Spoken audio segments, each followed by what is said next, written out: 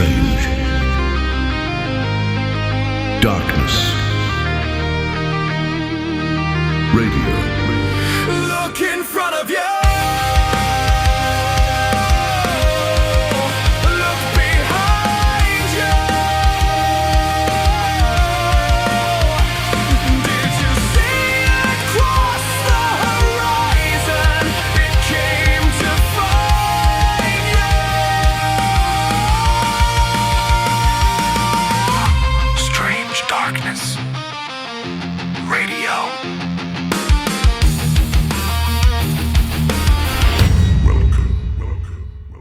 Welcome back to Strange Darkness Radio, and on today's show we have something very special in multiple layers.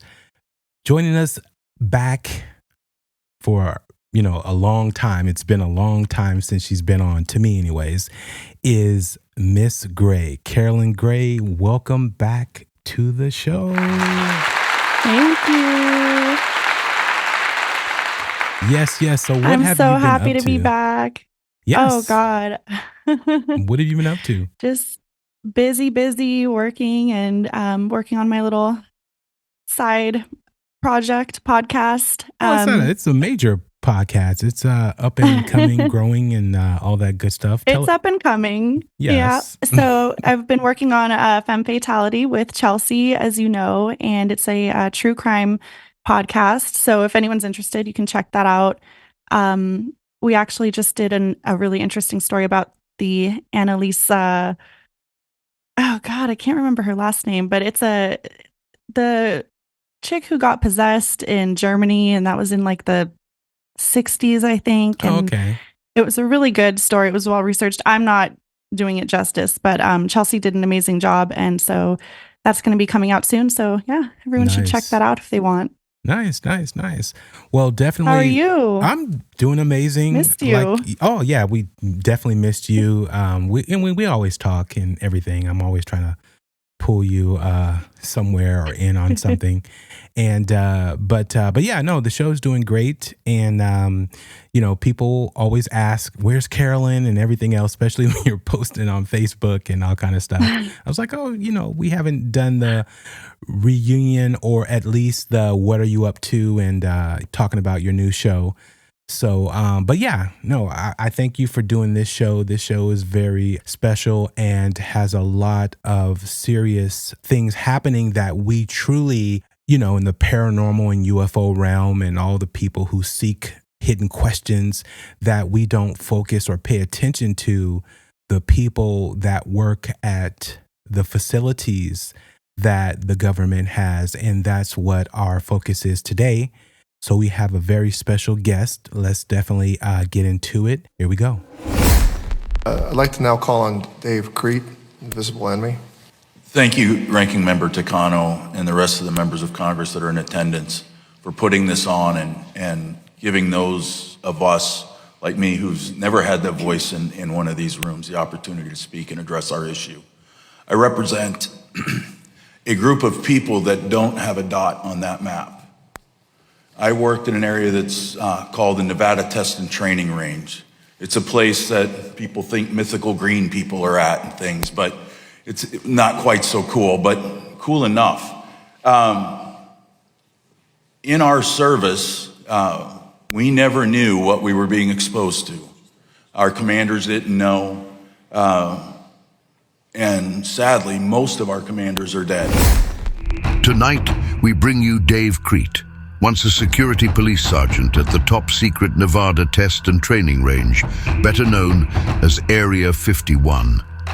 His duty exposed him not just to classified weaponry, but to a hidden enemy, radiation and toxic contamination that has wreaked havoc on his body. He now faces brain cysts, atrophy, tumors, and documented generational harm, while those responsible remain shielded by secrecy. Because his work was classified, VA records won't acknowledge his service, and the PACT Act doesn't cover his exposure. So Crete carried his pain to Congress, demanding the NTTR be deemed a toxic site, exposure presumed, and earned disability benefits extended to fighters like him. His His testimony is a call for justice, pushing legislation like the Protect Act and Forgotten Veterans Act to recognize the hidden casualties of America's most secret base. What other secrets does Area 51 hold? Dave, welcome to Strange Darkness Radio. Thank you for doing this show. Yeah, thanks for having me. That's probably the coolest entry I've ever heard. Oh, thank you. But no, thank you for having me and allowing me to share the story of the group of folks that I worked with. This has really been the greatest media for us in order to share our message with people, because my first job is really to educate people, because people don't know about us. You know, we joke we were all hidden in plain sight, and the government still tries to do a good job in making that continue. Yeah. But the truth is that's coming to an end, whether they like it or not.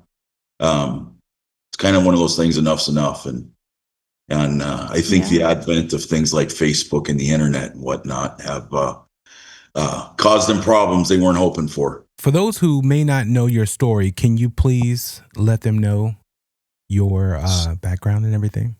So I served in the Air Force from 1983 to 1989. In December of 1983, I signed into Nellis Air Force Base to a unit that's called 4461st Support Group Security Police. And the only thing that we knew when there was a group of us, there's about a half a dozen of us that came at the same time, all young airmen right out of training. The only thing that we knew, that we were told, is we were going to live in Vegas for 4 years. And anything beyond that, they couldn't tell us till we got our security clearances. That security clearance process, we started in probably September. And about the 1st of February, they finally came through, and we got to get told what we were going to do and where we were going and the whole deal. So about the 1st of February, I went to work for the first time. And I went up to an area that's called Nevada Test and Training Range. It's an area roughly the size, slightly larger than the state of Maryland. Wow. So it's a huge place. Wow. And we hear people refer to Area 51 or all these various nicknames that people use when they're talking about where we worked. But it makes it sound like it's just a dot on the map, and it's not, in fact, a dot on the map. It's a huge area in the map, and that's part of the reason why the government likes it so much, because it's not like you can drive up to the street, there's a dead end, and walk a little ways down the road and there's something there. Yeah. I mean, it's an enormous area, and I mean, it's so big that for me to go to work, it was a half-hour flight on a military chartered 727. So I mean, it really wasn't around the corner. So we go to work, and I'm 18 years old, just turning 19 years old. It's probably the coolest job you could possibly have. You know, you're feeling a little bit like a James Bond kind of thing. Definitely. You know, you can't tell anybody what you did, and we genuinely didn't. It was, you know, people joke about it. It's the worst kept secret in the history, blah, blah, blah. Mhm. It really isn't, because you couldn't find out what we did. I mean, people knew we existed, especially in Las Vegas, because of the test site, you know, where they used to blow up the nukes and all these other things. Everybody knew somebody that had a job that they couldn't tell you what they did. Mhm. So people thought that kind of ruined the secret. Well, the fact was they didn't tell you what they did.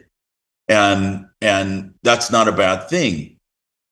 The issue that we ran into, I spent 4 years up there, and that was the typical assignment for people. Some stayed longer, some became government contractors, DoD contractors after they got out of service. And I know people that were up there 20, 30 years. But the issue that we ran into after we had the coolest job in the world and got to do things, see things that nobody had ever seen, nobody had ever done, was to fast forward, was in about end of 2014.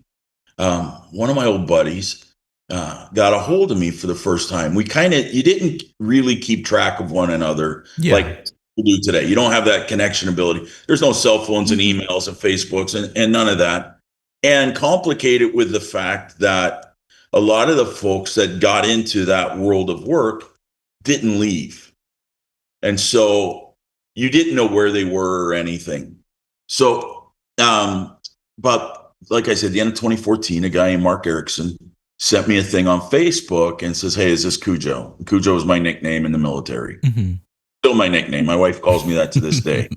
And he goes, is this you? And I saw who it was. Obviously, he was at my wife and I's wedding. I knew who he was. I responded. We started chatting, and he tells me that that the unit has started to have reunions. They want to have another one. They just had the first. It was at our old chief's house in South Carolina, and they wanted to plan another one. I said, okay, great. So we did. We had planned another one. It ends up being at my house here in Las Vegas. And this is where this super cool job starts to take this strange twist. And never in my life, and most people I think will understand this, that while we're sitting there talking, one of the guys speaks up. Randy goes, does anybody here have any tumors? Well, that's just not, you haven't seen somebody for 30 some years. You're sitting in the backyard drinking and lying about how great life has been or whatever you did, whatever, right? Exactly. For the last 30 years. You don't bring up, so, hey, has anybody here got a tumor? Yeah. And I spoke up and I said, I do. I had a big one that was removed from my back. It was like the size of a grapefruit. And he says, well, because I got this strange lump in my back.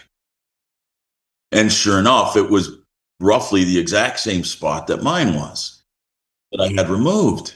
I'm like, okay, well, that's odd.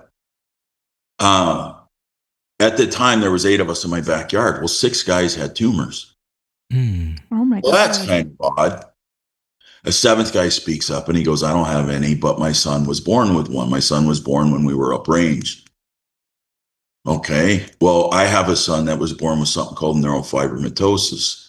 For the old folks that are listening to your show, there was a movie that Cher had done called Mask, and he has a form of that issue, that disease. So quite strange. 6 out of 8 of us have tumors. The 7th one says my kid has a tumor. I said my kid has a tumor issue, and we kind of just went from there. And we're talking. We continue back to doing what we're doing, but we all found that kind of strange.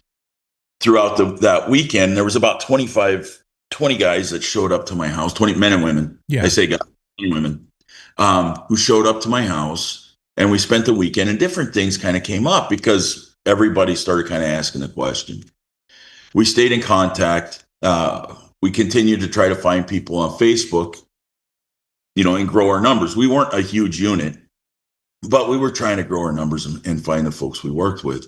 Well, then we started finding out a couple of the guys that died, which I'm 60 now. I figure this started up 10 years ago. Mm-hmm. I'm 50, not too uncommon in age. Most everybody, my supervisors were only a few years older than me. So we start finding out guys are dead. We start finding out and we start talking. It's like our wives all had miscarriages. Some of the guys were saying, my kid was born with this autoimmune disorder. My kid was born with this genetic defect or whatever. And one of the things that came back was that we started finding out is that everybody's like, well, my son had neurofibromatosis. We went to geneticists. There's no genetic history. Well, that's odd. The doc says, your kid's called a spontaneous mutation. Yeah. Something out of Star Wars, right?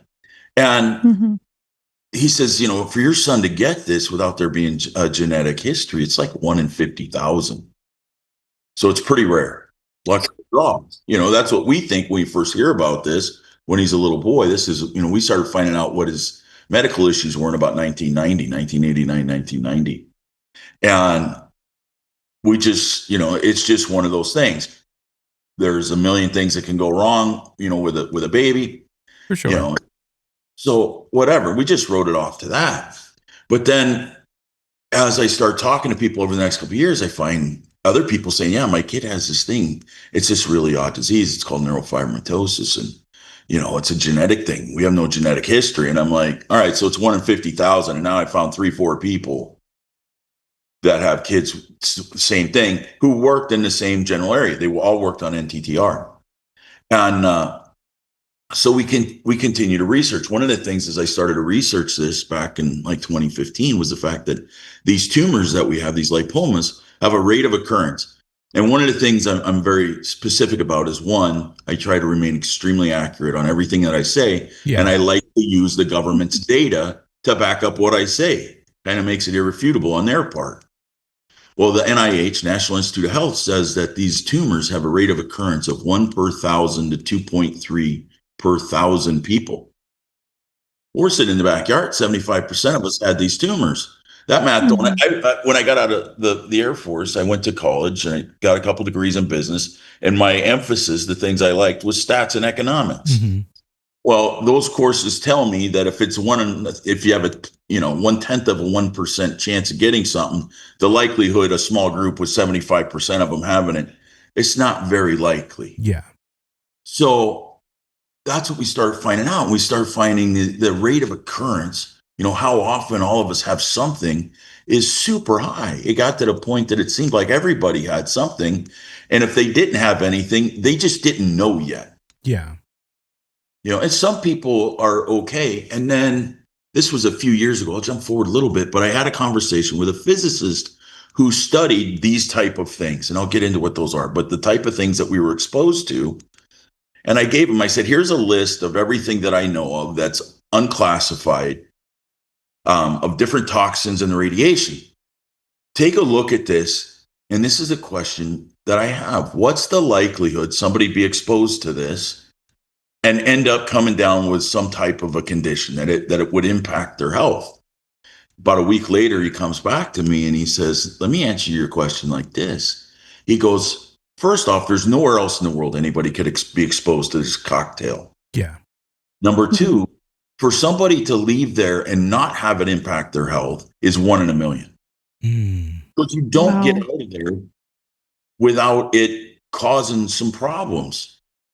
Well, that was like the complete opposite answer of what I was looking for. Yeah. I mean, you just don't expect this guy to come back and he's basically, there's no chance in hell you leave there without a problem. So, I gathered all this stuff up, and what I found was is that there is like 6 different types of radioactive isotopes that are active out there on the range from all the testing and, uranium, depleted uranium, plutonium, I can't even say it right. It's like americium, beryllium, all this different stuff. And then at any military base you go to, there's things you're going to be exposed to: hydrazine, benzene, halon, different things like that, different chemicals that you use, the jet fuels, the jet exhaust. Yeah. There's all kinds of stuff. Any base. You go to Nellis Air Force Base here in Vegas, you can go out there and find some toxic stuff. So we had that up there, and then we had this other stuff. And then here's the piss me off. This is when you get into the government needs to do something about this. Again, if you're old enough, you remember this is when I was a little kid, but Ford built this car called a Pinto. Mm-hmm. And when Ford built it, they said, if somebody rear ends is hard enough, this car is going to blow up. But there's not going to be enough people killed that it's going to take away the profitability of the car.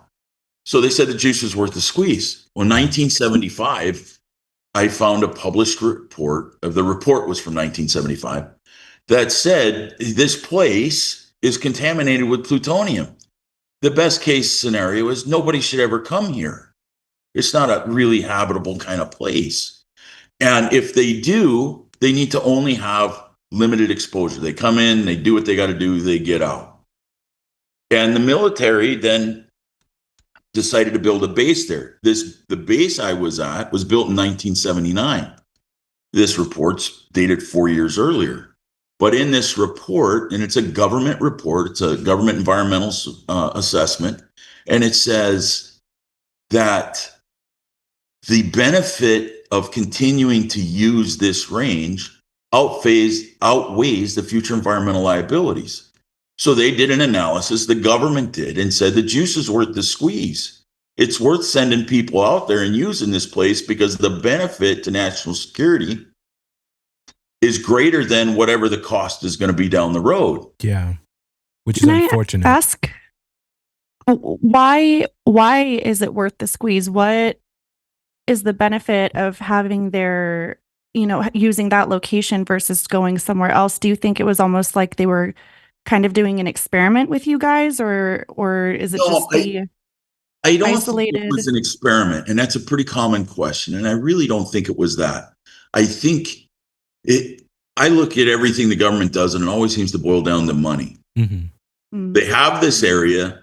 They've already spent money out there. They've already jacked it up.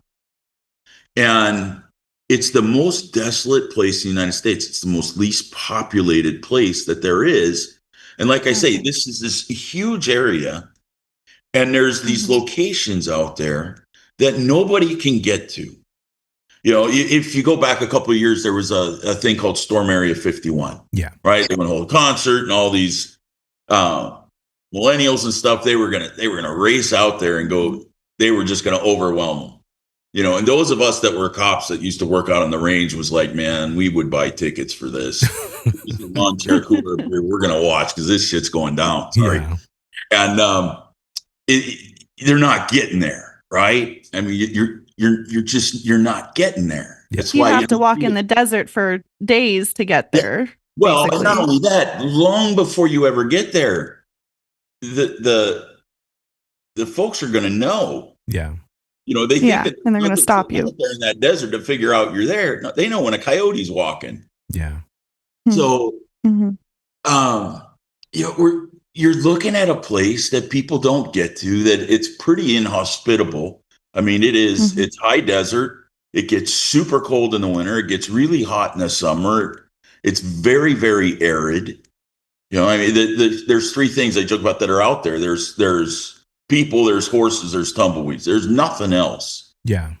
And so it was convenient.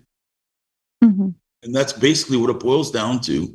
It was convenient. They knew that nobody, a civilian population, could never live out there. So we're just going to do what we do. And through all of this process, I've learned other things that the government's done in the past that you're like, they genuinely didn't give a crap. Yeah. Mhm. What they were going to learn was better. Mm-hmm. So being that Right. you're in the military, correct? And I'm at Travis Air Force Base a lot, especially the hospital and what I do. And the doctors that you're utilizing, especially when you're in the military, they're military doctors, correct? You're using the Air Force Base. Okay, so, and they never said, hey, there's a problem here. We just saw Dave Crete. Let me talk to my supervisors. Let me talk to the base commander. Like, hey, you guys have something going on here, because these elements and things that's happening to this particular individual, they're not normal and it's not natural. So you guys need to look into this. That never happened? No, and there's actually a really good reason why. What has been learned is, so what we were exposed to as far as radiation goes, it was long-term low-dose ionizing radiation exposure. That's technically what it's called. The reality of that is that most of the issues, the average time for those issues to manifest after this type of exposure is 20 to 30 years. Mm. Oh, wow. So that's why, like, I had that tumor removed from my back sometime around 2005. I'm not thinking it's because of what I did in 1985. Yeah. Mhm. I'm really not drawing a connection to that. And when you go see the surgeon says, you know, some people just get these. Okay, so I just got it. That's fine. You know, you don't, you know, it's like, why did somebody get, some cancer? Well, we know people get cancer. Yeah. So So it didn't, first off, you really didn't connect the dots until you had gotten together with the other veterans and you guys started telling your stories and sharing notes and comparing notes, basically. and that's exactly it. You know, and we were small. You know, when I was uprange, my flight, like my shift, when I was a cop on duty, there was like 11, 12 other guys, men and women, that were on duty. It's not like if you went out to, you know, again, to Nellis, if you went to Travis, there's tons of cops on that base. Yeah. Mhm. And as soon as you cross in through the gate, you're going to see them. They're going to be all over the flight line. They're going to be everywhere. We were so desolate that we're a full-size base, if you will. I mean, we have a full-size runway and everything, but we're so far out in the middle of anywhere, and we'd know if something was coming, that we just weren't a big unit. There wasn't a lot of people up there. Furthermore, you don't want to have a ton of people up there because your security risk of divulging what goes on out there, selling secrets to the Russians or whatever, goes way up.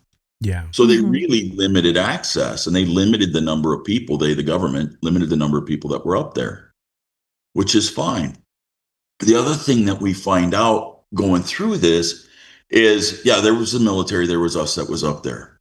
But the military did the military jobs, right? The military were the pilots, they were the mechanics, they were the cops, they were the firemen, they were the people who had to deal with whatever asset it was you were working on. So the buildings and the roads and the motor pool and the chow hall and everything else was run by civilians under Department of Energy contracts, not Department of Defense. Also, again, keeps the footprint of the Department of Defense much smaller. Oh. So then I find out that in 2000, well, actually let's go back a little bit further, like 1990, there's a downwinders bill that was passed. It's called RECA, Radiation Exposure Compensation Act. Mm. So RECA was for the downwinders. And this will give you an idea of what our exposure was compared to everybody else's. That means the government said, you know what, if you live downwind of these nuclear tests, especially these above ground tests that took place in the 50s and 60s, this could have impacted your health. We found that there's cancer clusters, like the Love Canal back in New York kind of thing, right? Yeah. There's cancer clusters. So there's cancer clusters in Mesquite, Nevada. There's cancer clusters in St. George, Utah. You know, there's cancer clusters in the little Arizona strip up there and in the little towns in eastern Nevada. Okay. They're 100, 50, 100, 150 miles away. I'm walking distance. Wow. Okay. And no exaggeration. Yeah, that's incredible. So the likelihood that maybe where we were was a little bit more intensive. But the other thing, like, we knew nuclear tests took place out there. I have avoided through high school and college all things called science as a class. Not my gig. Yeah. Right? So I didn't think anything of it. These above ground tests, which were, all terrible, took place 20, 30 years before we got there. What could be left? Little kicker. Plutonium-239 is what's in 90% of the nuclear weapons. Mm. It has a half-life of 24,110 years. Wow. Mm-hmm. Okay, so in other words, for the ball to get this big, to go down to half size, it's going to take almost 25,000 years. Then you put, simple math. It was 20, 30 years ago, and it's going to take 24,000 years for it to reduce to half the mass. There's no reduction. It's still as strong today, basically, as it was the day they blew up the bombs.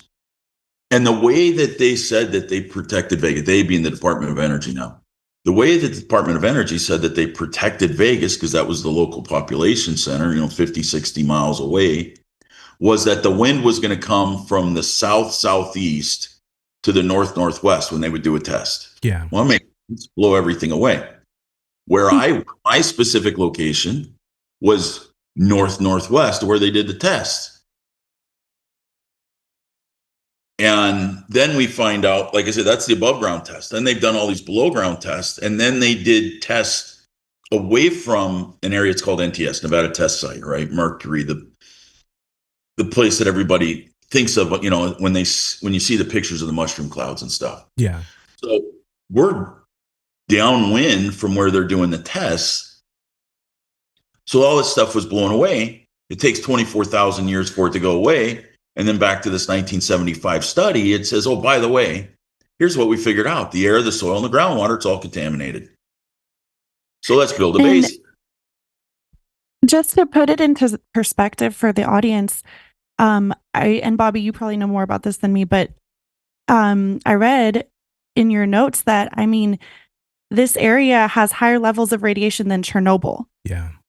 Yeah. That's like much higher. So Chernobyl that's crazy. had one incident.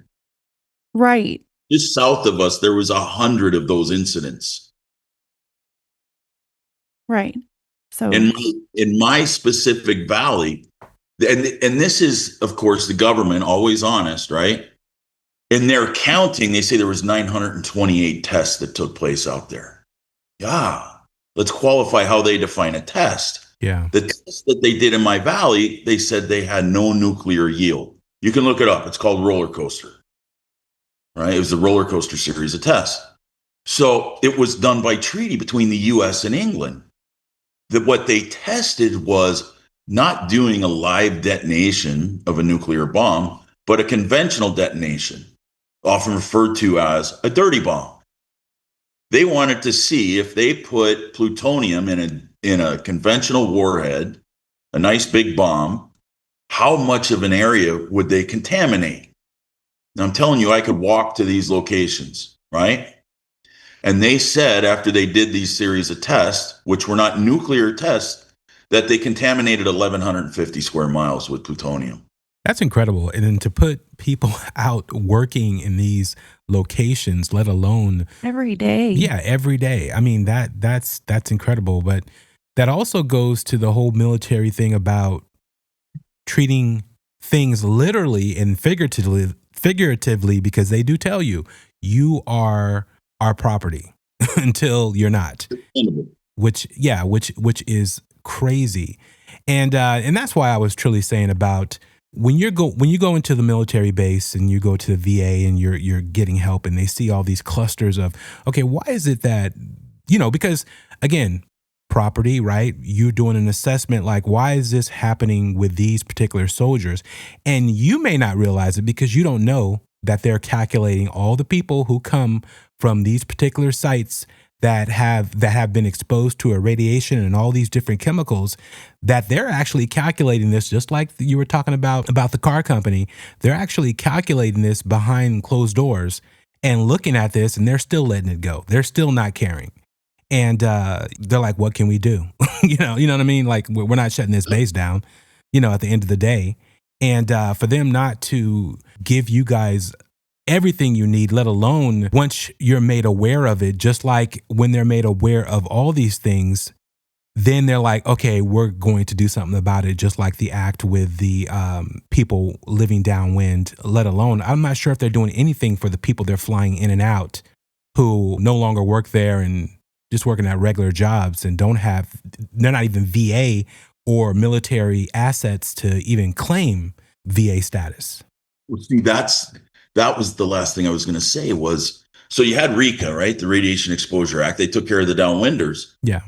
It said the Department of Energy under contract took care of everything else that the military didn't have to do. Mm-hmm.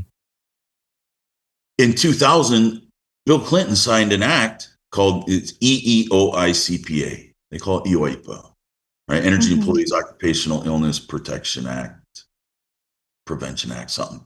Anyways, it's a bill that they passed that says, hey, if you worked out in this area for the Department of Energy or a Department of Energy contractor, and you're suffering from something, and here's a whole list of illnesses that we're going to include as something, we're going to give you free lifetime medical, and we're going to give you a check for anywhere from $150,000 to $400,000 to compensate you for being out there. So it's literally this simple. In the most simplistic way, the guy that cooked my cheeseburger received up to $400,000 in lifetime medical. Me, the guy that ate the cheeseburger, can't get jack. That is incredible. That's man. Why? And I understand it's the secrecy, like as far as the government wants anyone to know, you were never there. But I mean, they're giving civilians who worked near the base these, medical benefits, but they won't give them to the veterans who worked there. I don't understand what Dave was talking about are these were people working in the facilities that when he took a break. But doing civilian jobs, right? Yeah, for sure. Yeah. But what is their incentive to not help the vets? Because, I mean, look at what's happening now. We're talking. But we were never there. And then they would have, and this is what I've been accused of. I've had communications. There's been somebody who's been tasked with communicating with me over certain things. Okay. Sometimes making threats, sometimes going, hey, we'll make you a deal. We'll allow this, but not that. If you'll do this, whatever. And I'm like, I'm just going to tell the truth. I mean, if there's certain, I have an NDA. My NDA never expires. It goes with me to the grave. Everybody who worked out there, our NDA goes to the grave. Yeah. And nobody's interested in violating that. I mean, they tell you that it's 10 years in jail and it's $10,000 and all this other crap. Nobody's going to do it. Yeah. We did our job with honor, and we're not changing. We're telling the government, though, it's BS that you can just hide us in plain sight because we signed an NDA. What their fear is what happens when the world understands how toxic this place is. How is the government going to explain that people go to work in the exact same buildings I worked in, on the same flight line I worked at? Yeah. How are they going to justify that? Because I left 38 years ago, and I'm the first one to come out like this and have any success in getting a message out there, because I've been, and I credit some of that to success, is that the elephant in the room always is about the UFOs, right? That's the greatest disinformation campaign that the government has ever done. And so many people buy off on it. Mm-hmm. And I'm not going to ever say that these things don't exist. Yeah. But I can tell you where they're not. Mm-hmm. But I think the likelihood of those things existing somewhere, mathematically, you'd have to look at it and say it's almost impossible that they don't. Exactly. But that is breaking news, people. Just for the record, what Dave just said, they are not at this location. It's the greatest thing. I mean, for those of us that worked out there, and we all, if you really talk to somebody that worked out there, they're going to tell you the same thing. We can't tell you whether or not they exist. Yeah. But we know where they're not. Yeah. Right. So it's a big distraction. Huge. I mean, huge. It was the thing when I went up there, because my base, people in Vegas know that there's locations out there. And so there was a new influx of people to Vegas when this new location was getting going. Everybody in Vegas says, well, where do you work? I'm at Nellis. And if they push it, I work out in the desert. You're at the place that they're building to keep Hangar 17, You're going to be the ones guarding the... Dude, if I went up to work and I saw E.T., I'm 18 years old. Yeah. I can keep some object a secret. I don't think E.T. is going to be kept secret by a bunch of 18, 20 kids. Yeah, that's true. Yeah. No. I mean, we'd all want to see that. But it was a great distraction. It is a great distraction. And it kept people focused on something other than what was real. And the government to this day, they're pissed. All right, I'm going to tell you straight out, they're not exactly excited about what I did. Yeah. The government being the DOD. And Congress, and I don't blame them. I've got to work with them. I don't even blame the military leadership today so much, because they got handed this bag of goodies that now they got to figure out what to do when the decisions to do all this stuff happened 50 and 75 years ago. Yeah. And so now we're going through Congress. When I go talk to members of Congress, Republican, Democrat, on all these various committees and things, when I tell them the story, they're as shocked as the guy next door if I told him the story.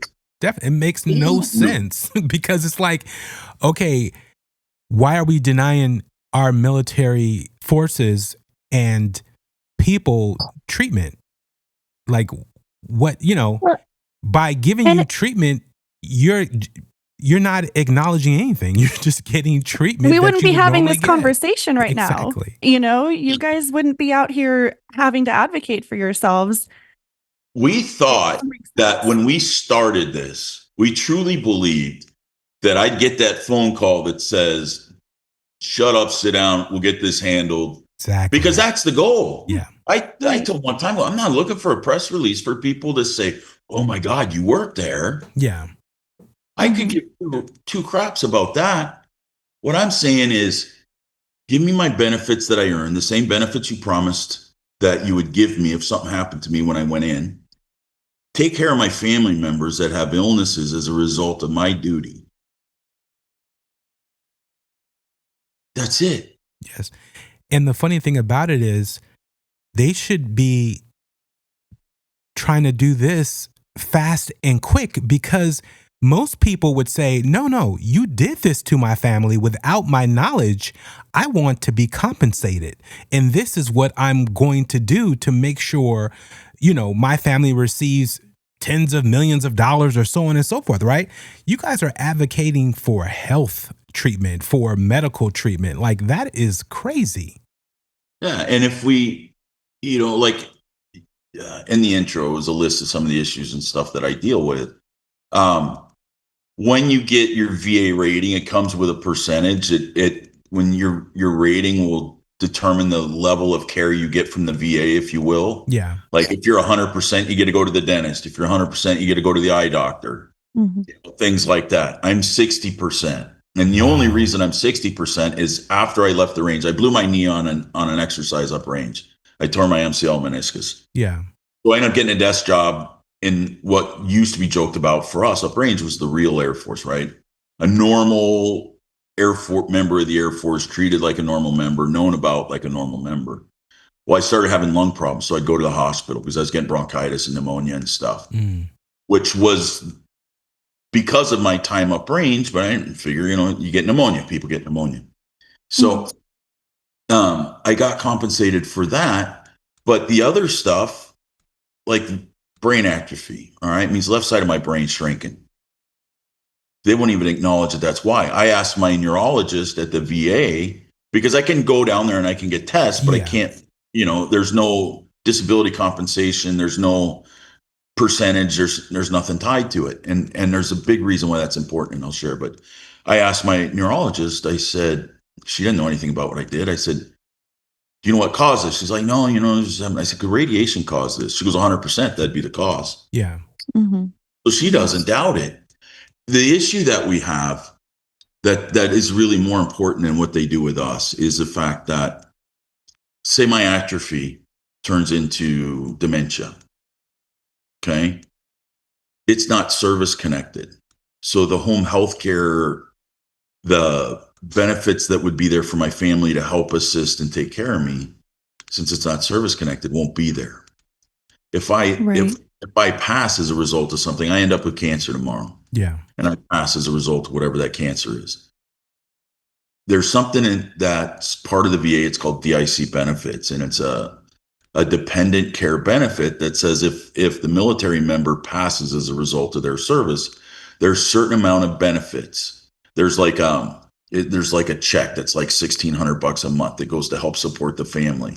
There's scholarships for the kids to go to college. There's different services that a spouse, a surviving spouse, family members would be eligible for. Those benefits are important. Since I can't service connect my problems, if I pass tomorrow, they get nothing. They're just shut off. Wow. And that's garbage.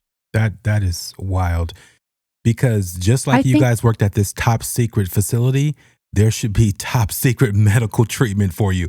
Like, what is, this should be automatically allocated in the budget for people who work in these facilities, seen and unseen.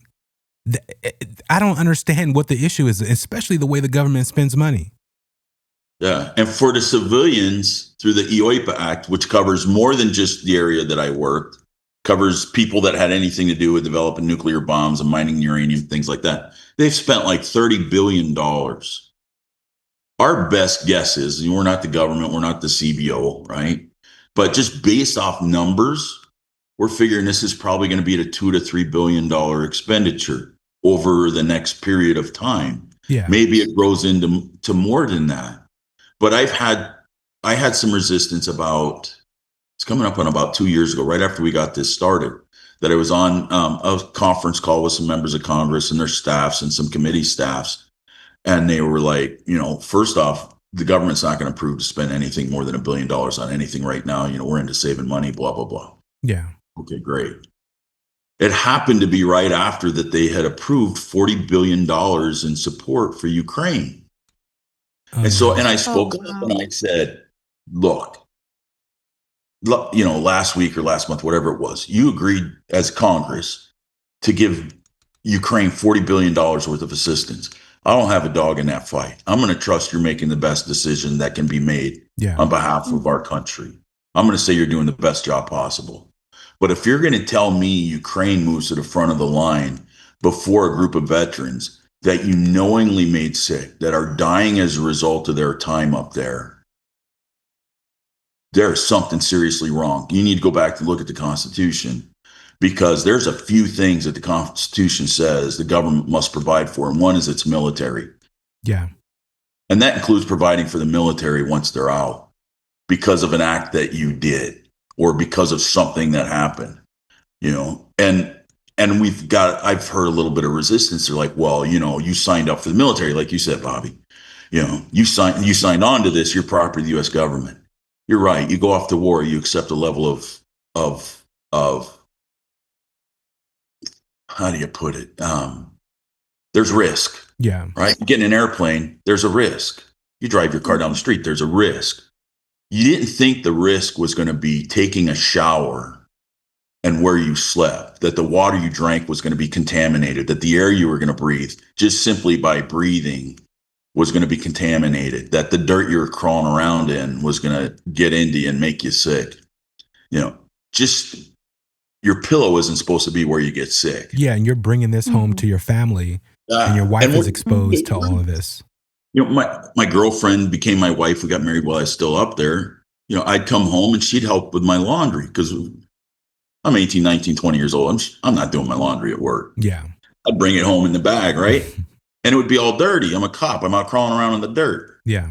And she's exposed to it. And I've even learned, like, the flight attendants that were on the planes that flew us to work, they're getting cancer because we get on the plane all dirty in our dirty boots and stuff, and you're stuck in a tube with everybody. Yeah. They're having health issues. So our ask has been all along. And now we've had, like you said, about like compensation. There's a lot of guys that want compensation, and I'm not going to argue we don't deserve it. Oh, definitely. And I've had members of Congress now say, you guys deserve that. We gave that to the Department of Energy. We gave it to your cook at the chow hall. Mm-hmm. You should be able to get it too. But the first thing we have to do, and we're getting very, very close, is NTTR is a contaminated area. They need to admit it's a contaminated area. And they need to, when the process is this, when I go to the VA and I say, you know, I have this issue and I think it's because of that exposure, the VA then calls for anyone. They call the DOD and say, hey, you know, Bobby Washington was stationed at ABC base and he says that he was exposed to this. Can you confirm duty, location, and exposure? Yeah. DOD goes, yep, Bobby was there. Yep, that stuff's there. Exposure's confirmed. That's the first step for us is there, we were exposed. Our issues are presumptive. Very important language for us because it says, yes, we're going to say A cause B. Mm-hmm. And they don't have to do studies about this because the Department of Energy already came out in their bill that took care of their They employees. already know. What it does. Yeah. Mm-hmm. So we don't. But if they confirm for one person, they then have to confirm for everybody, right? It's not just your group. It's everyone who came after you. It's everyone who's working there now. I mean, they're going to be liable for the rest of as long as the bases are open out there, right? But it's a two-way street. It's what you guys signed up for. You know, I guess you knew some of the risks. Like you said, you weren't expecting to be poisoned in your own homes and take it to your families, but they signed up to take care of you. You're our veterans. And I don't think there's anyone out there who would disagree with that. When I heard your story, I was outraged. I mean, and I didn't know what was going on until I heard your story. And so I think that's why it's so important that you're out there and you're advocating and you're speaking to people like us and you're doing these interviews, because I don't think there's anyone who could hear this story and not agree that we need to take care of our vets. We need to take care of you guys. And it's the government's duty. It's what they agree to. That's my opinion. And that's ours. You know, they tell you before you sign the paper that on the back end, if there's an issue, we got you. Yeah. Mm-hmm. Unless they don't. I think Right. a lot of it has to do with they don't want the particular bases that they do these test studies at, that they've used nuclear weapons, that they've used high yield weapons to be shut down by Congress, because that is the ultimate thing when they say, yes, this is going on. Yes, there is no, fix in sight. Well, Congress is going to say, well, we keep paying people and knowingly who's going to work at this base, knowing what is going to happen to you. So in order to alleviate that issue, this has to be shut down. I mean, we could talk about how Clinton shut down, a bunch of bases and whether or not that should or should not have happened, but they would definitely shut these bases down, at least attempt to. I've been accused by the DOD of that being my goal, is to shut those bases down. And again, I respond with, that's not my fight. Yeah. You guys are going to have to deal with that issue. That's not my issue. My issue is take care of those you sent there. And I don't know how that they keep that stuff open. I don't know how that they can remediate. I've read reports where it says that there's so much toxicity out there, it can never be remediated. Yeah. That, like, one of the jokes, and I think I don't know if it was in the movie, the short documentary that we did, or some of the other stuff, but we show a picture of a barbed wire fence. Again, military here. They said, don't cross the fence because on the other side of the fence, it's radioactive. And the barbed wire somehow stops that from spreading. It don't make any sense. Yeah. So how were you received at Congress? It's changed a lot. In the beginning, it was, who the heck are you and what do you want? Why are you wasting my time? Yeah. And I get it, I guess you got to go through a vetting process or something, but it was very difficult to get anybody to meet with me. It was, it's a story that's very hard to believe. The people don't want to believe it. Yeah. But then they start to understand. Then we start, media, things like this, or TV or a news article or things like that, a little bit of that. And they're like, there's more than one person saying this. And wait a second, here's these guys that are all coming out, men and women that have these various health issues and fertility problems and downstream genetic problems. They start buying off. And then in June of 23, I put together a memorial list because we started finding out our buddies had died. Wow. And so we keep adding to this list, both people that just died or people that we found out maybe they died 10 years ago. And then I started trying to track how old everybody was when they died and what did they die from. And most of the deaths are cancer. And the day before yesterday, we hit 500. Wow. Oh Sorry my to hear God. that. Man, that's sad. Average age is 65. Wow. It's not normal. So what law is being, you guys are trying to have, made to help with your situation and all the soldiers that are coming, after you because they're still working at these bases and locations? So we've actually had some really great advocates in Congress. And full disclosure on me, one of the reasons why I took this on wasn't just because I've had issues. When I got out of the service in 89 and a couple of years later, 92, I started getting involved in politics. I started getting involved in Republican politics, doing partisan type stuff, trying to help candidates get elected. And I got involved in some things and got some bills passed in state legislature down in Arizona. And I learned how this process works. I learned how politics works, the good, the bad, the ugly. I learned how, beyond more than just the little cartoon when we were kids about how does a bill become a bill. Yeah. So I knew how the process worked. And I started using that knowledge to be able to do something about this. And so the first thing that I did was a very good friend of mine is a very well-known attorney here in Vegas and in Nevada. And I went to her and I said, I'm a Republican. Nevada is mostly blue. The rest of our all but one member of Congress is a Democrat, and both our senators are Democrats. Mm-hmm. So I went to the one Republican. I'm like, hey, can you hook me up with Congressman Amadei so I can have a conversation? I need to get a bill, Yeah. right?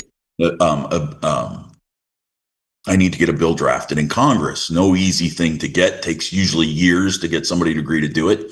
My first conversation with Amadei in 45 minutes, he says, what do you need? I said, I need a BDR, bill draft request. I need to get a bill drawn up by legislative council so that we can do something about this. He says, you got it. That takes years. And I got it in 45 minutes. Wow. So that was our first huge win.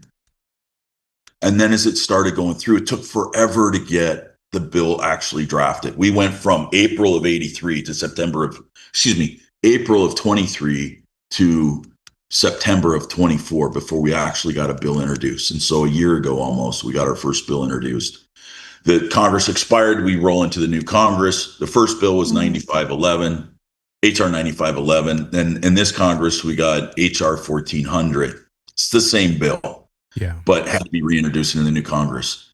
So that was fantastic. And I started meeting with everybody in the House. And then I had a meeting with Senator Rosen's office. Senator Rosen is one of the senators from Nevada.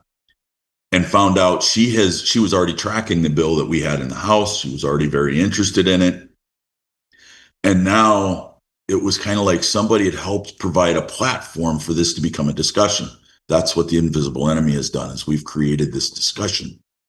And she has come out and said, this is my number one legislative priority for this Congress. And she serves on Senate Armed Services Committee. Oh. So she's on the Committee of Jurisdiction, which is and I have learned is entirely different than just your average senator. If the average senator goes to the DOD and asks a question, or if a congressman goes and asks the DOD for a question, they're like, yeah, okay, we'll get on it. If somebody from the Committee of Jurisdiction asks a question, it's kind of like getting called to the principal's office. So it gets a different level of urgency to it.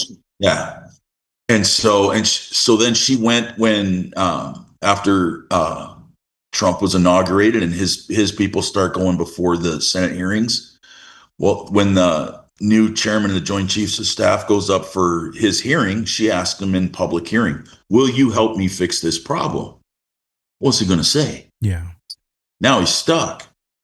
Then the Secretary of the Air Force comes up for a hearing. She goes, will you help me with this problem? He's stuck too. The Air Force Chief of Staff, same thing. So now you have these people in public saying, we're going to help, knowing I don't want to help. Yeah. The most important people in this is the Secretary of the Air Force and the Air Force Chief of Staff. So now they're in a position where they've publicly committed to doing something. I do know from kind of inside baseball that most of the generals and stuff really do support us. They may not like it, but they get it. They're sympathetic, empathy towards what we're going through. So she introduced, Senator Rosen then introduced, we had HR 1400 in the House. Now we have S 2220 in the Senate. And then we've taken on another thing, and that there's something called the NDAA, the National Defense Authorization Act. That's the one bill every year Congress is going to pass because that authorizes the existence of our military. Okay, that's the law that makes the military for that next fiscal year. So in the 2026 NDAA, there's in that bill, there was language inserted by Senator Rosen, and it's amazing language. It's actually more than what we were asking for because, we're trying to control the size of the ask. Yeah. We could, ask for the whole cake up front. They're going to tell you, no, let's go at it a bite at a time. That's the way typically bills successfully pass is you just take a bunch of little bites and eventually you get where you want to go. So she came out and said that in the NDAA, they're going to require the Secretary of the Air Force to admit to everybody that has served on the NTTR since 1951 that the NTTR be deemed a area of contamination, basically a Superfund site. Yeah. and that they're going to have to take all these steps. In the amendment, you can't make them spend money. But in the amendment to the NDAA, what you can do is direct them to do things, and that is to deem it contaminated, to admit that people were there. And that gets us well on our way so that the other bills that we have going on are going to make it so that everybody that was up there can go to the VA. They can get their ratings. Yeah. They can get taken care of, and we can service connect the problems. And then we can, it going back to 1951, then we can go back and help these widows and widowers who have lost their spouses from being up there to go back and service connect their spouse's issue so that they can finally receive the benefits that some of these people have been dying 10, 20, 30, 40 years. Mm-hmm. And it's the benefit that was promised but denied because more of a DOD embarrassment than a DOD secret. Yes. Because we're not telling our secrets. So I find it interesting. What is your classification of where you worked? And for the length of time, that just doesn't even make any sense. It's like we were on vacation. Yeah. Our records, the technical term, if you will, is called data masked. So on a leave and earning statement, if you've ever been in the military, ever seen one, or even like on a paycheck stub, yeah, on that thing, it says, hey, this is where you work, right? Mm-hmm. If I was part of when I went down to Maine Base Nellis, I became part of the 57th Fighter Weapons Wing Fighter Weapons School. That's where I worked. It identified exactly where I worked. Mine, on my location, I can't remember the whole thing, but it's like NJYTFS, whatever, alphabet soup. That is a code for something that means nothing to anybody to ever read it, and the codes are classified, so we're data masked. In other words, I spent 4 years in Vegas gambling on the strip or something. That's incredible. Doesn't say where we worked, doesn't say what unit we were in, doesn't say anything. Yeah, because that goes into special forces, that goes into the SEAL teams, that goes into all kind of different ramifications and places and locations that we have assets that are trying to do their job. And again, we thank you and everyone who's put their lives on the line for us, and to not get the basic medical care for the things that you were asked to do is unbelievable and unimaginable. And wow. Can you tell us about the Invisible Enemy, the organization that you established? So when I started doing all this research, I started to look at this going, my opinion, I think this is a big deal. Right? My wife and I talk about it. I think this is a big deal. I started telling a couple of my buddies a little bit about the research I was doing. And I'm like, I think this is a big deal. So the process that took place was this. In the fall of 2021, our chief died, right? Where the first reunion was held. Yeah. He died. He had cancer a couple of times and ended up with a brain tumor, and he died from this brain tumor. There's a brain tumor that's pretty common for us. It's called a glioblastoma. And if you get one of those, you're like 3 to 6 months. Wow. And oh my God. So he got the brain tumor. He died. His daughter then held his memorial in the spring of 2022. We go to that, and there's about 25 of us that flew in from around the country who lived out in South Carolina. So we all fly in, and while I'm there, I said, a couple of you guys know a little bit. I've been doing some research about why we all have these various issues. Why did the chief have cancer? And I said, here's what I can tell you. All the answers suck. I'm not ready to give you everything because I want to make sure I'm 100%. We all fear the conspiracy stuff because soon as it comes up, oh, you're at Area 51 or you were this place, you were that place, it's conspiracy stuff. We can't have that. We got to be 100%. I said, so as soon as I get this down, then this is what we're going to do. And I'll let you all know. Then in the fall of 2022, we have another reunion. It's at my house again in Vegas. And I have about 40 people in town for it this time. And while we're there, I say, guys, I'm starting to put together a PowerPoint presentation. When it's done, I'll let everybody know. and listen to it. Believe me, don't believe me. Y'all owe it to yourselves at least to listen to what I have to say. I've been working on this now for years and years. Right after that, I got sick with bronchitis. I get bronchitis twice a year. It'll last anywhere from a couple of weeks to severe cases, a couple of months. Yeah. So I got sick the week after Veterans Day, so mid-November, and I'm sick until mid-January. And it was probably the worst case of bronchitis I'd ever had. And so I don't do anything. I get better. I put together a PowerPoint, and then February of 23, I told the cops that were uprange, we have a private Facebook page, and I just posted on there, guys, I've been telling you, I've been working on this. I'm ready. Here's going to be a Zoom link on this date. I put it like 2 weeks out. I'm going to do a presentation. Plan on an hour and a half, because it's like a 60 slide PowerPoint. Yeah. So I do it. Everybody's floored. I said, well, I'm going to do this again. Tell the other guys, maybe if you guys believe in what I'm saying, tell the other guys, let's do another one, and let's try to get some more guys on here. So we do it again. It's another 25, 30 people. Well, then we decide to take it out to other people on other pages of folks that we know that worked out where we worked on the NTTR. So we do that, and the numbers start to grow, and I'm like, what do you guys think? And everybody's like, this is insane. Story's insane. We believe you because we're sitting here experiencing the same things. And now we know all of our buddies are experiencing the same things. Yeah. So at that point, I told my wife, I said, this is really becoming a big deal. We need to put something together. And so that's what we did. We put together the invisible enemy. I got some of my buddies on a board. We filed with the IRS. I had a friend of mine who's a retired CPA put together all the paperwork. We did it the right way. We went into the IRS. We said, we're going to put together an advocacy group, 501c3, advocate for veterans and veterans benefits.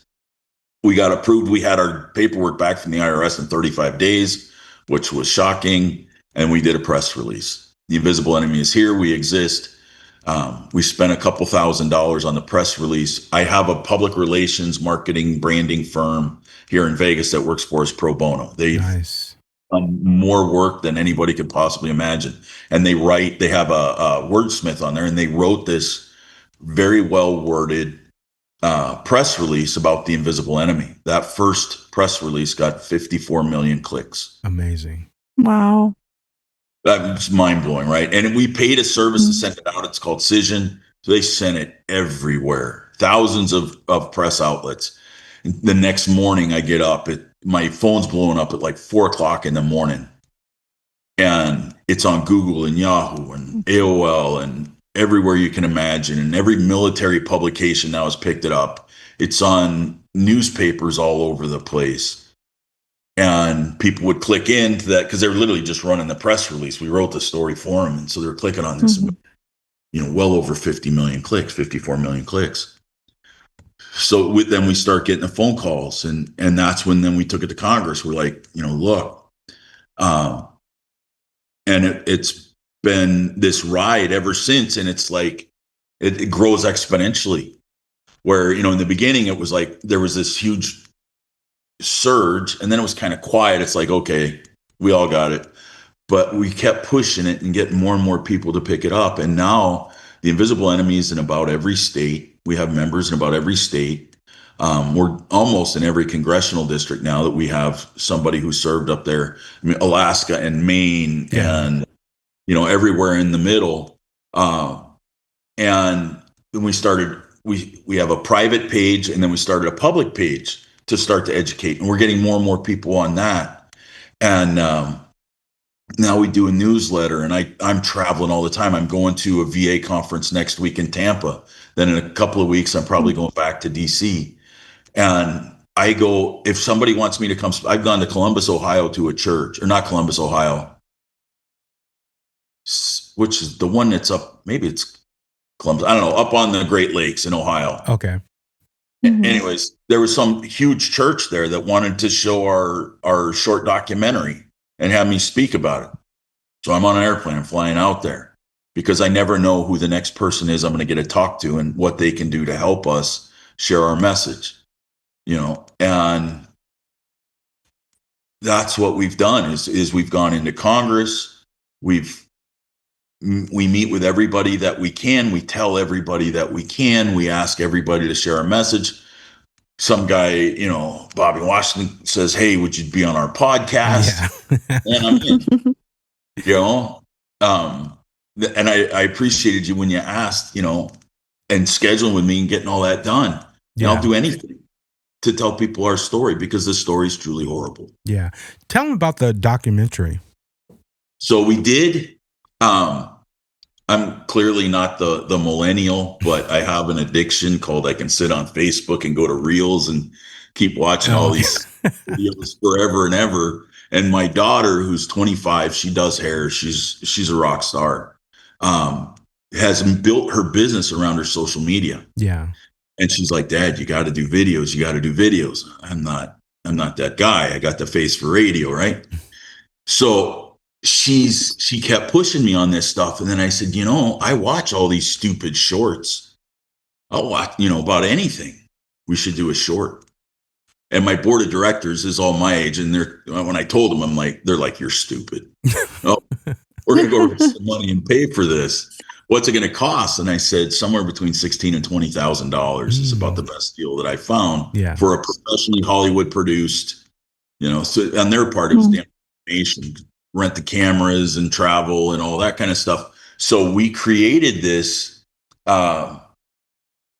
short documentary. And then I've traveled all over with that, going to film festivals. And then we won the Santa Fe Film Festival. And we just, another last week that I couldn't go to, we were in the final. We were nominated for an award there. And so we've received special recognition and things like that from others. A lot of these film festivals are in Hollywood, and I'm not picking on anybody, and I'm not saying anything, but it's typically a more liberal crowd than a bunch of guys, right? Yeah. Mm-hmm. So it's been really weird, because there aren't military type documentaries at these. They're much more, sometimes it might be a dark subject matter like ours, but it's not quite so heavy, staunchy kind of whatever. Yeah. And it's been super well received. And I sit there, and I'm not there to be a Republican or a Democrat or conservative or liberal. I'm there to share our story. Exactly. And this story affects everybody the same way. When the first time I testified at a House Veterans Affairs Roundtable, half the members of Congress that were in front of me were crying. Yeah. When they heard the story. Some of the members of Congress have had their staffs watch the documentary so that they get it. And I can talk to somebody for hours and hours about our story. They can watch an 11-minute documentary and be knocked off their feet and get it. It's unbelievable story. I mean, literally, we don't believe it, because why would this happen? It doesn't make any sense, Well, and you don't want it to be true. Yeah. Mm-hmm. Nobody wants that to be true. Yeah. But want it or not, here we sit. Yep. So the movie's been a huge asset, and now we're making a full-length 90-minute documentary that we're about 3/4 of filming, where we've interviewed more people. We've literally got in the car, and it took 2 days. We drove around the entire NTTR so that we could show what these areas are like. We didn't go inside the fence line. Yeah. We stayed legal. So let me ask you real quick, how did that feel with the white vehicles watching you the whole time as you're driving around this location? I always hear about the white vehicles that are watching people as, which all about that. And the barbed wire fence, protecting you from the radiation side. Exactly. You know what? That was,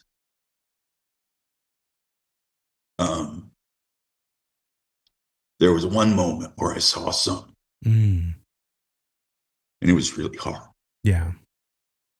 It's still really hard, because there was that moment in time where you knew exactly where you were. Mm-hmm. You knew what you were there for, and you know what's happened. And it was really, really tough. Yeah, I can imagine. Because as you're even out there, and the people that, if you're able to see them, if they made themselves visible, you're like, you are where I was, and you might be where I am now. Yeah. Telling your story. My wife was with me, so she got to see something. Mm. Sorry. Oh, It no, was- no. That's what it's about. It was really tough. Yeah. So how's your health now? I'm fine. It's kind of a relative statement Yeah. that I have. Obviously, we talked about I have left brain atrophy. I have a brain cyst that puts pressure on the back of my brain. I have vestibular issues, which is a really big word for saying I lose my balance and I've fallen. I fell once trying to step over my dog, and I now have a plate, some pins, and screws on my foot because I busted it up. I was on a scooter for 7 months. Yeah. My lung function is 67%, normal lung function. I have something called Parkinson'sism, a condition that's Parkinson's related. I don't have Parkinson's. I don't have the brain lesions and stuff. Yeah. But I get the shakes. So sometimes carrying a cup of coffee is pretty entertaining. But we work through that because I'm not missing my coffee. Yeah. There's all kinds of stuff. Yeah. You know, I got tumors. Like, it's hard to see on camera, but there's a little lump right here. There's another one up here. Yeah. They're all, I've got them in my arms, my legs, my body, my torso. So has your medical treatment status changed as far as that 60%? No, it has not. No, it was 10% for a long time when my lungs deteriorated more. After COVID, I went to 60%. But it's really about getting all this stuff service connected because, if the average age of the guy is dying is 65, we had somebody that died at 81. Yeah. World commanders, which is great. And I know people that are still alive in their 70s. And last week I found out about somebody who died that was 45. So, my OJT supervisor when I was uprange died at 33 from a massive heart attack, who was extremely healthy guy. They can't figure out why. Yeah. And it's not an unusual thing to have happen for us. The brain tumor is not an unusual thing. Not everybody gets one, but you hear these things more frequently than I hear from anybody else I've ever talked to. Yeah. Far more common.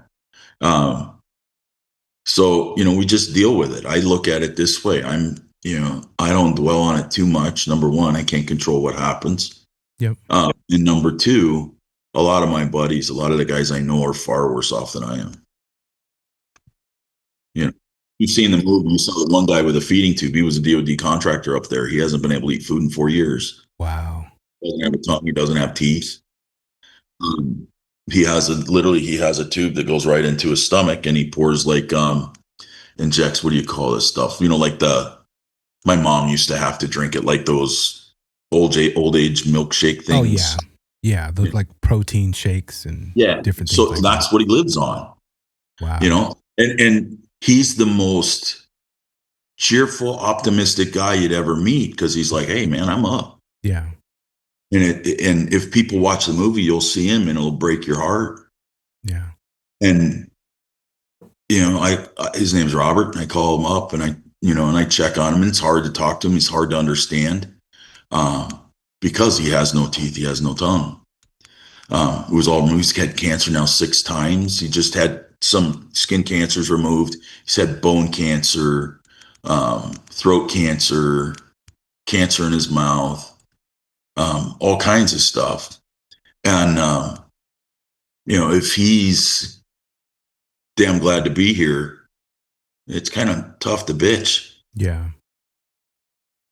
Yeah. Well, you're definitely being the voice that's needed for him and others like him that aren't even here any longer and the ones to come.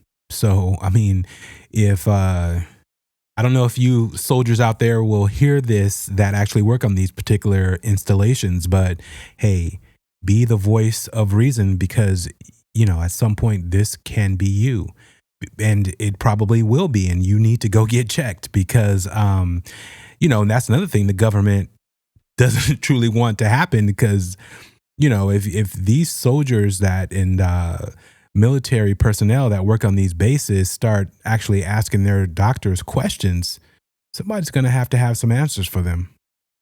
Yeah. And, the other thing about this advocacy that's happened is some of the guys that didn't know they had health problems, they thought they were fine. Yeah. First off, veterans aren't really good at asking for help. Secondly, most of the people that served out there are men. Men aren't smart enough to ask for help. Exactly. We like to hold out. We're better, stronger, smarter.